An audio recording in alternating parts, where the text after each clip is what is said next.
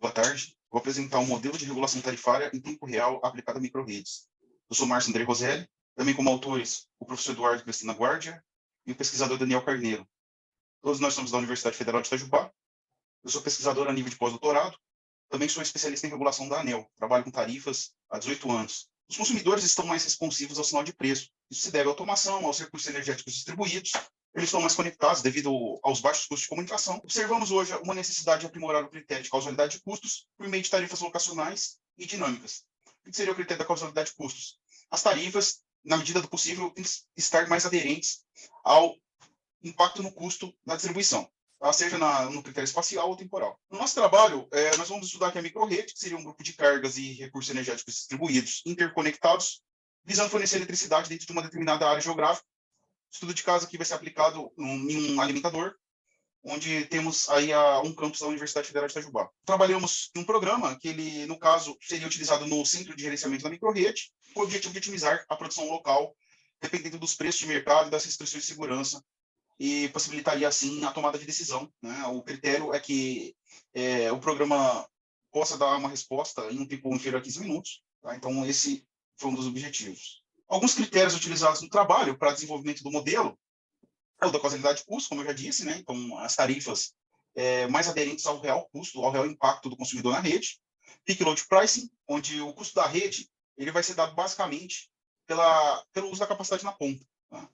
Utilizamos aqui custos marginais de longo prazo. Existem vários trabalhos na linha do custo de curto prazo, mas, na prática, se observa que, na aplicação real, para o transporte de rede, se utiliza custos marginais de longo prazo. Tá? Um dos principais motivos é a maior estabilidade nas tarifas, tá? Que é um outro critério que eu não coloquei aqui, mas é um dos critérios, outro critério adotado. Planejamento e operação ótimo, isso aí decorre do critério de custos marginais de longo prazo. Então, na tarifa, toda a ociosidade do equipamento é considerada como necessária à operação do sistema. Então, se não fosse considerado esse critério, isso implicaria que redes ociosas não haveria impacto no custo, porque ela estaria ociosa, então não haveria um aumento marginal dos custos da rede. Esse é um dos critérios do custo de curto prazo. Tá? Por isso que, na prática, eu digo aqui que na prática se utiliza o critério de longo prazo. E o último é a sustentabilidade e estabilidade das receitas, né, decorre do equilíbrio econômico-financeiro das distribuidoras. No caso, ele também tem uma outra implicação. Toda vez que a receita vai ser igual aos custos aqui no modelo. Tá?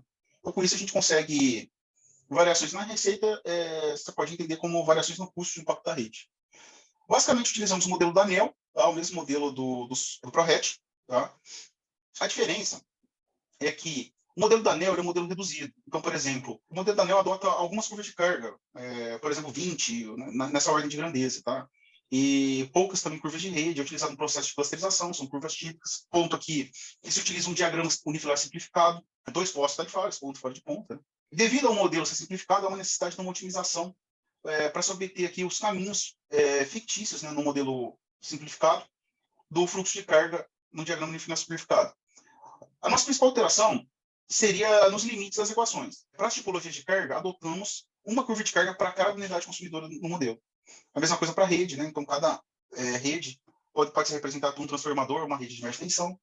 Os postos tarifários, considerando que são 24, um para cada hora do dia. O diagrama unifilar simplificado, nós substituímos pela rede georreferenciada. E o custo marginal de expansão, que ele é dado em reais por quilowatt, nós separamos em duas partes. Uma parte fixa, né, que é decorrente de equipamento de transformação, e uma parte variável, que depende da extensão da rede.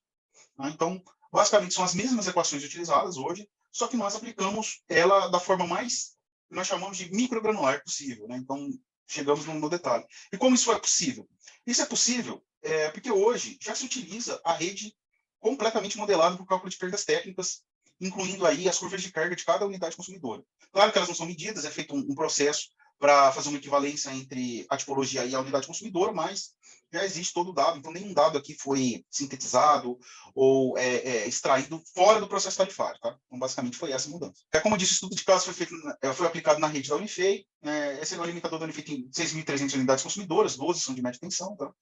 Aplicando esse modelo, ele foi possível calcular todas as tarifas para cada hora do dia, para todas as unidades consumidoras, em um tempo de 2 minutos e 43 segundos. A primeira figura é a rede da Unifei, a segunda é a distribuição da tarifa média porque são 24 tarifas, né, espacialmente, e a terceira só para baixa tensão dessas tarifas, é só para demonstrar aqui o resultado. A última figura é a distribuição, é o box plot de cada hora, né, cada hora tarifária para as unidades de baixa tensão. Dá para observar aqui que a grande variação nas tarifas ocorre na ponta, porque esse é um sistema que tem uma coincidência, um fator de coincidência muito alto. O que eu descrevi até agora, e eu demonstrei no slide anterior, é o cenário zero. É como é, pelo menos até 2021.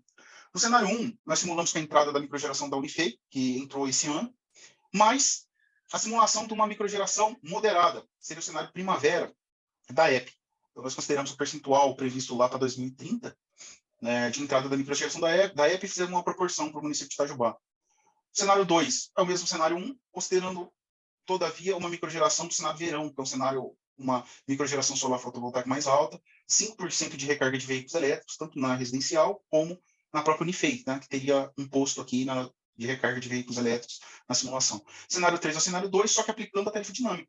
Tá? Essa calculada e considerando que os consumidores vão responder à recarga de veículos elétricos, vão responder ao sinal de preço e vão recarregar no horário de menor custo. Cenário 4 é o cenário 3, só que considerando, além disso, um peak shave. A Unifei ela está prevista para entrar em 2023, uma produção de hidrogênio verde. A ideia é que a distribuidora tenha alguns equipamentos de reeletrificação e injeção na rede, gas to power, com o objetivo de peak shaving, tá? Ou mesmo até uma geração a hidrogênio para injeção em peak shaving com 300 kW e 3 horas de duração. A ideia é que isso fosse um serviço ancilar da própria distribuidora. Tá? E o cenário 4 é uma hipótese, planejamento centralizado da microgeração. O objetivo é avaliar os ganhos, se fosse possível, por alocar a microgeração nos pontos de maior benefício na rede. Aqui são os resultados.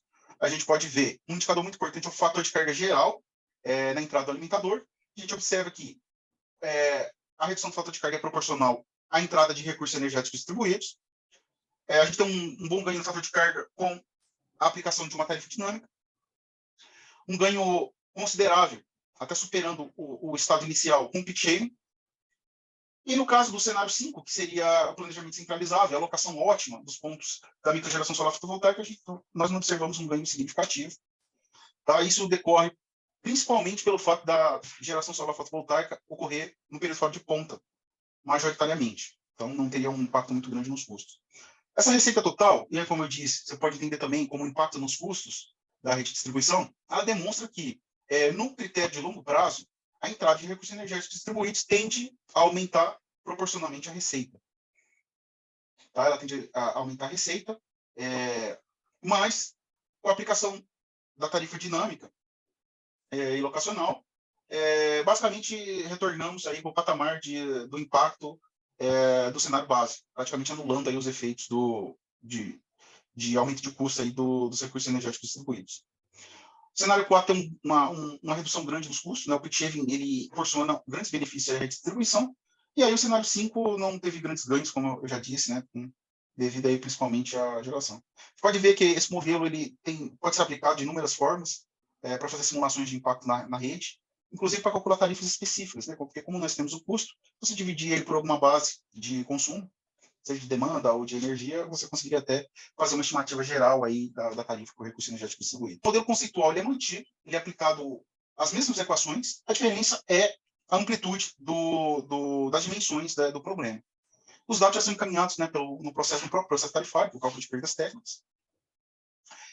A ideia de criar uma microrrede com detalhamento maior da tarifa é que abre uma oportunidade, uma alternativa ao negócio da distribuição.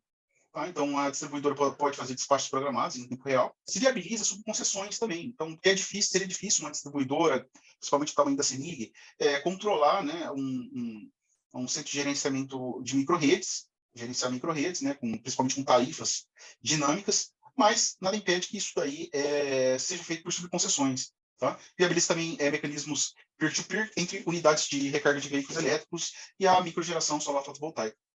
Com relação aos cenários, um aumento dos custos, tá? Devido principalmente aí à redução do fator de carga, né?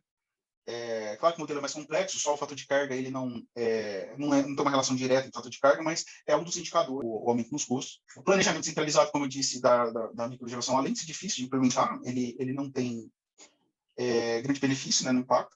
E o cenário 4, aqui o nosso destaque, é que a utilização de ativos pela distribuidora como serviço ancilar para peak shaving, ele traz grandes benefícios ao sistema de distribuição, né? Pode ser uma alternativa aí também para postergar investimento e reduzir custos. Obrigado.